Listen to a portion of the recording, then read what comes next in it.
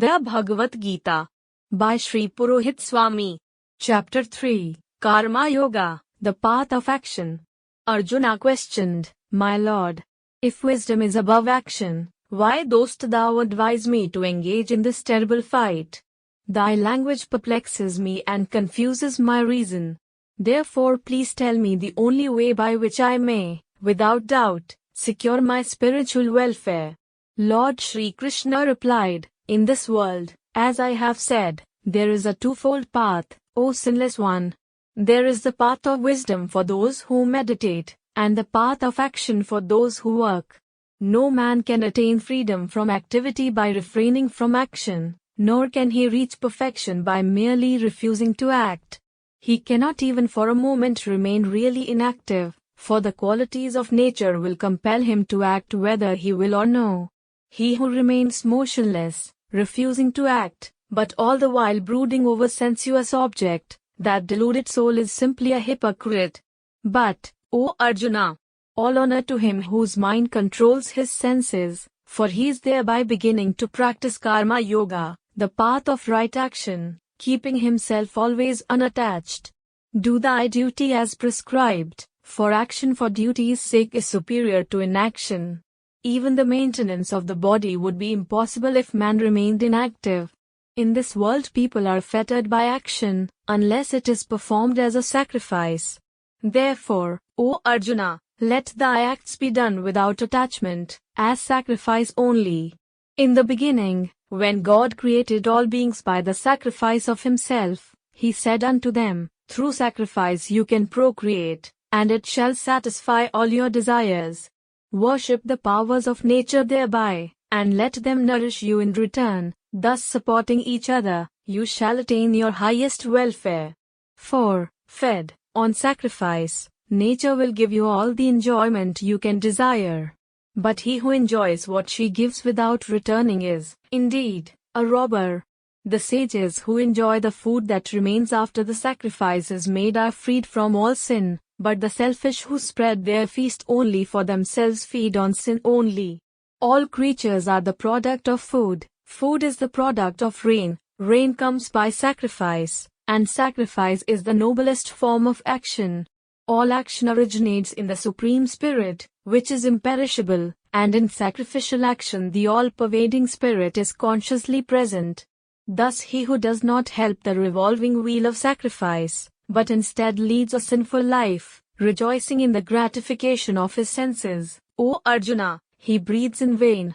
On the other hand, the soul who meditates on the self is content to serve the self and rests satisfied within the self. There remains nothing more for him to accomplish.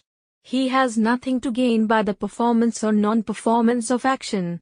His welfare depends not on any contribution that an earthly creature can make. Therefore do thy duty perfectly, without care for the results, for he who does his duty disinterestedly attains the supreme. King Janaka and others attained perfection through action alone.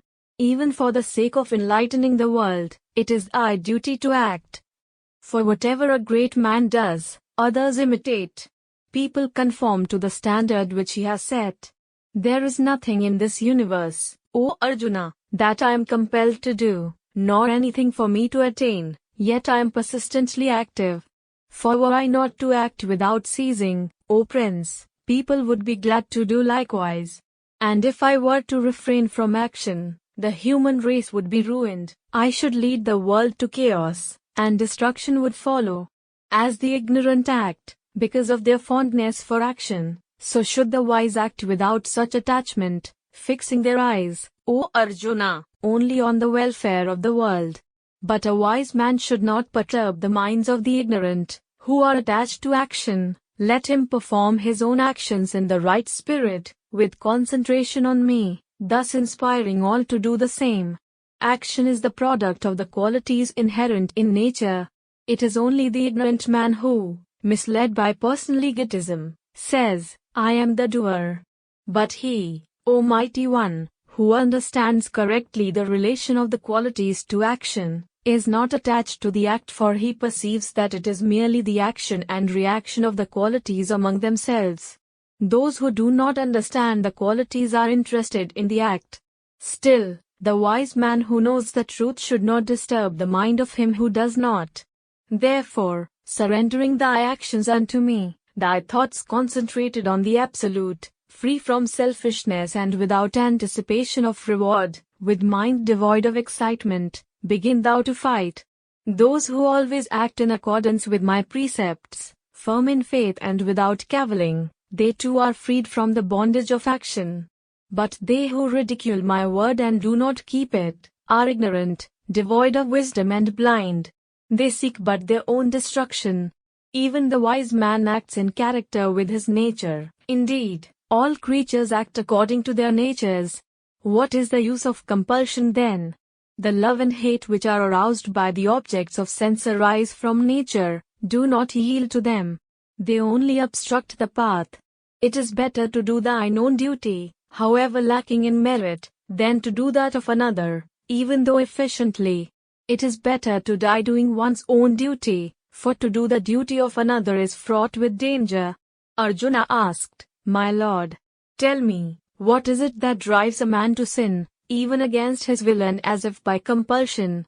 Lord Shri Krishna, it is desire, it is aversion, born of passion. Desire consumes and corrupts everything. It is man's greatest enemy. As fire is shrouded in smoke, a mirror by dust and a child by the womb, so is the universe enveloped in desire. It is the wise man's constant enemy. It tarnishes the face of wisdom. It is as insatiable as a flame of fire.